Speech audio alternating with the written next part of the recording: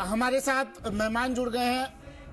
निरंजन पोद्दार जी हमारे साथ जुड़े हैं, राजनीतिक विश्लेषक हैं। निरंजन पोद्दार जी, सबसे पहले आज सिर्फ बात होगी आपकी भावनाओं की, शुरुआती बात होगी भावनाओं की। किस तरह आज के दिन को, किस तरह इन तस्वीरों को आप देखते हैं, निरंजन जी?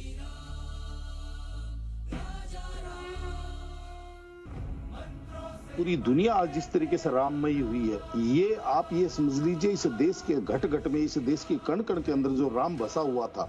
जैसे बच्चा पैदा होता है, उसके कान के अंदर श्री राम बोल करके हम उसकी प्रथम वाणी उसको सुनाते हैं, और उसके बाद में जब आदमी अंतिम यात्रा में रहता है तो उस टाइम भी कहते हैं राम राम सत्य है और सत्य बोले गत है। तो कहने का तात्पर्य ये है, इस देश के कण कण और इस देश के रोम रोम के अंदर जो राम बसा हुआ था, आज इस देश ने ये अनुभूति महसूस की है। केवल आप अयोध्या की बात मत कीजिए सुमित जी, आज जिस तरीके से गांव गोहांड खलिहान कस्बा, कोई क्षेत्र कोई जगह ऐसी अछूती नहीं है जहां राममय वातावरण आपको नजर नहीं आ रहा हो, आपको ऐसा नहीं लग रहा हो।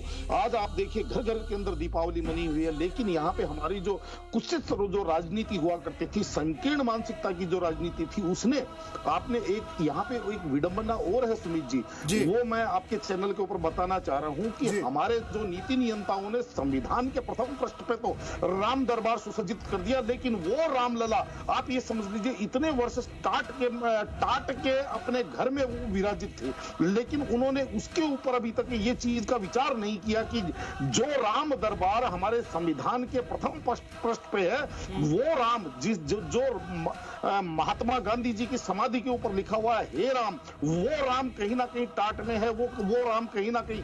तो यहाँ पे जो नेता थे वो ठाठ में थे। ठीक है सर, मैं आता हूँ, मैं फिर से आता हूँ आपके पास। निरंजन जी काफी देर से कुछ कहना चाह रहे हैं। देखिए सुमित जी, ऐसा है, जो ये कहने वाले जो जिस तरीके के जो लोग हैं, ना ये 1989 के अंदर रामशिला पूजन के अंदर शामिल थे, ना ये 1988 के अंदर राम ज्योति और राम पताका कार्यक्रम में शामिल थे, ना ये 1990 की कार सेवा में शामिल थे, ना 1992 की कार सेवा में शामिल थे, और ना ये भूमि पूजन में शामिल थे, राम मंदिर की भूमि पूजन में, और ना आज ये राम प्राण प्रतिष्ठा में शामिल है। केवल आकर के टीवी के ऊपर केवल बड़ी बड़ी बातें करने में ये लोग शामिल रहते हैं। और रही बात जो जिस तरीके से इन्होंने कहा कि भगवान श्री राम के अंदर जितनी सहनशीलता थी, उसकी 1% भी आपको ये चीज समझनी चाहिए कि ये इस देश के राम भक्तों की सहनशीलता है कि आप छोड़ दीजिए बाबर के जमाने को, आप छोड़ दीजिए मुगलों के जमाने को, आप छोड़ दीजिए अंग्रेजों के राज को। इस देश की आजादी के 74 साल बाद में भगवान श्री राम को उनका अपना गर्भगृह मिला है। क्या ये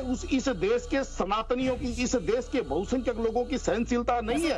एक भारत के अलावा सुमित जी, क्यों 500 सुमित जी मैं बता रहा हूं, इंतजार करना पड़ा सरकार ने? तो सुमित जी मैं एक सवाल और लेके आया हूँ सुमित जी। निरंजन जी अपनी बात रखी, उससे पहले मैं एक संघर्ष बता दूं। गोपाल विशारद जिन्होंने सबसे पहले रामलला के लिए मुकदमा जाके लड़ा, वो बेचारे पैदल जाते थे, रिक्शे पर बैठ के जाते थे, कोई सहयोग नहीं, कोई पार्टी उनके साथ नहीं खड़ी हुई, निर्मोही अखाड़ा, अपने दम पर उन्होंने सालों तक संघर्ष किया, रामलला के लिए मुकदमे लड़े। कार सेवकों के बारे में अगर हम बताने लगेंगे ना तो रोंगटे खड़े हो जाएंगे सुमित जी, कि किस किस तरह से किस उम्र में 10-10 साल के 15-15 साल के कार सेवकों ने धूप में नंगे पैर कार सेवा। जिस तरह से आज निरंजन जी की आंखों में आंसू हैं, शैलेंद्र जी, ये आंसू आज हर व्यक्ति की आंखों में है सर।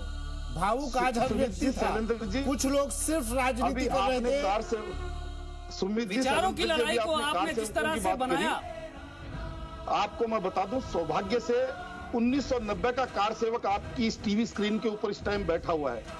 20 साल का एक युवा था जो बिना सोचे समझे घर से बिना बताए, मैं बात कर रहा हूँ झुंझुनू जिले के गुढ़ागोड़जी गांव का एक युवा था 20 साल का, जिसका नाम उस घर वालों ने निरंजन रखा था। घर वालों को बिना बताए जाकर के उसने ट्रेन पकड़ी, और छिबरामऊ में ये मेरा दुर्भाग्य था कि जिस टाइम मुलायम सिंह ने वहां पे कहा था कि परिंदा भी पर नहीं मार सकता, और चप्पे चप्पे पर उन्होंने फोर्स और पीएसी लगा रखी रखी थी, छिबरामऊ में गिरफ्तार हो गया। लेकिन जब उस निरंजन को यह पता चला कि वहां पे सरयू नदी लाल कर दी गई है, लहूलुहान कर दी गई है और वहां पे सैकड़ों कार सेवकों को गोलियों से भून दिया गया, उस टाइम निरंजन उस टाइम भी रोया था सुमित जी कि उन लोगों के अंदर मेरा नाम क्यों नहीं था। और आज मैं भावुक इसलिए हूं क्योंकि भगवान ने मुझे वो क्षण प्रदान किया है कि आज मैंने उस राम मंदिर को स्फूर्त मूर्त लेते हुए बिल्कुल निरंजन जी, मैं चाहूंगा जिस तरह से आपने उस काल को देखा, आपके आंखों के सामने वो दृश्य आज सजीव हो गए होंगे जब आपने रामलला की प्राण प्रतिष्ठा देखी होगी। हम उस संघर्ष को जानते हैं, हम उस पीड़ा को महसूस करते हैं। संत समाज ने लाठियां खाई हैं, भूखे रहे हैं, छावनी में जिस तरह से लोगों को किस तरीके से दो जून के भोजन की व्यवस्था की गई है, वो सारे संघर्षकार सेवकों ने देखे। आपने क्या देखा था? आपकी संघर्ष गाथा कैसी थी 90 के दशक में जब राम मंदिर के लिए हर कोई जी न्यूज आपको मंच दे रहा है सर, अपनी बात रखिए, साझा कीजिए, दर्शकों तक पहुंचाइए सर। सुमित जी, स्वर्गीय श्री अशोक सिंघल जी ने जब आह्वान किया इस देश के सनातनियों को, इस देश की युवा पीढ़ी को उन्होंने जब आह्वान किया तो उस टाइम बिना सोचे समझे, मैं आपको बता रहा हूं, मेरे जैसे लाखों लोग अयोध्या के लिए निकल पड़े थे। और आपको ये चीज मैं बता देना चाह रहा हूं आपके टीवी चैनल के ऊपर, उस टाइम यूपी के जितनी सीमाएं हैं सारी इस तरीके से सील कर दी गई थी, जैसे आप ये समझ लीजिए कि युद्ध के माहौल के अंदर जिस तरीके से देशों की सीमाएं सील होती हैं।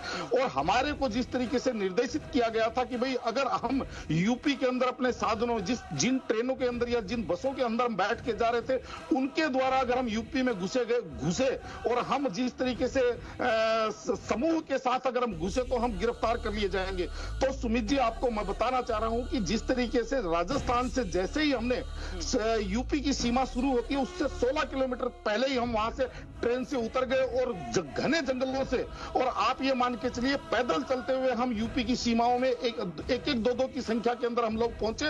और मैं देख करके बड़ा हतप्रभ हूं आज भी सुमित जी की उस समय भी इस देश की जो विपक्षी पार्टियां हैं, निरंजन जी आपको यहाँ रोक कि भूत पिशाच निकट नहीं आवे, महावीर जब नाम सुनावे। शुक्रिया आप तीनों का हमारे साथ जुड़ने के लिए, अपना कीमती वक्त जी राजस्थान पर, जी मीडिया पर रखने के लिए। डॉक्टर निमिषा गौड़, प्रतिष्ठा यादव जी और निरंजन पोद्दार जी।